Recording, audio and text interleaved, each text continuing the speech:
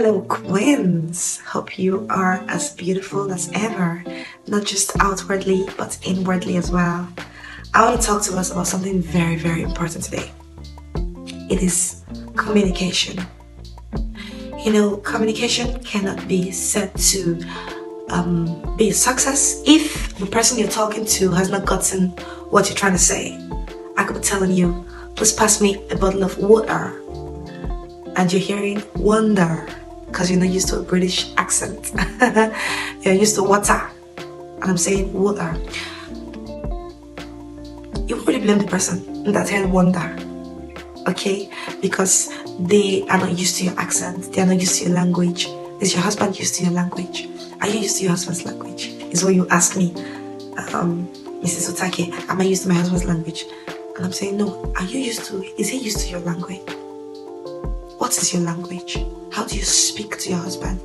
Do you speak to him like you speak to your security man in your place of work? Do you speak to him like you speak to your colleague?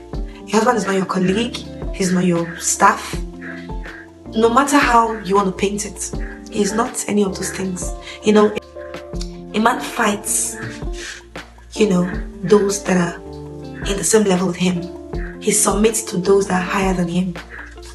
And then he covers and preserves those that are before him, those that submit to him.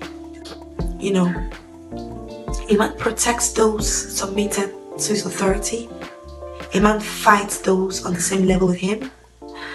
And a man looks up to people, mentors that are ahead of him. Where are you? Sometimes you're just gonna boss your husband around. Hey babe, I don't want this. Hey this one, that one. He will be tired of you, my sister. He'll get irritated. So you have to know how to condition your tone every point in time while talking to your husband. Is your husband not your... So if you're not equal partners in a marriage, do you understand? Like, he's the head of the family. Like head of operations, like head of departments, head of companies. This is the head of this marriage.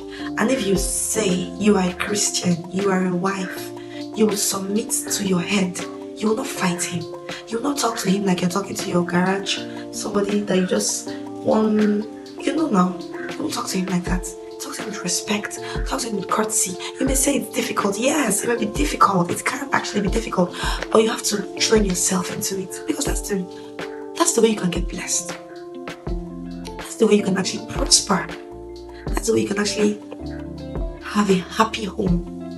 By being submissive, by talking to your husband with respect. And you'll see the magic. I'm telling you. You'll see the change. Like there's gonna be a difference. It may not come immediately because him to be watching you like, my wife. My advice to insult me. This is my advice to do this and do that. You just continue. Consistency is always key. Make his dinner early, wake up and greet him, do what you're supposed to do, don't refuse him in the other room, and just be this sweet woman. Be like butter, melt under the fire. It should not be a firewood, a very, very strong iron. No, you should melt. Let him see your soft side. When you go to your girlfriend's house, you're always like, oh, he's not doing this, not doing that. You're showing them your soft side. When you come to your husband, you're not a macho man. No, the reverse should be the case. Show your friends that you are a strong wife, a strong man. Let them emulate you. Let them ask you what the secret is. And come to your husband and humble yourself and just be a sweet wife. And you see that actually, you're actually the one in charge. If one stoops low to conquer, when you stoop low, you see that you're actually the one in charge. Contrary to what popular opinion is, that if you don't, put your foot down and be this hard woman, this feminist, you will not, get respect from your husband. But the reverse is actually the case. Look at those people that are standing their grounds and saying they are the Alpha and the Omega. Where are their marriages today? Look at the seemingly so-called fools and see how much progress they've made and see how they've been able to captivate the hearts of their husbands. So what do you want? Do you want to captivate the heart of your husband? Or do you want to keep screaming? You've been screaming now for how many years? 5 years, 10 years? Where's it taking you to?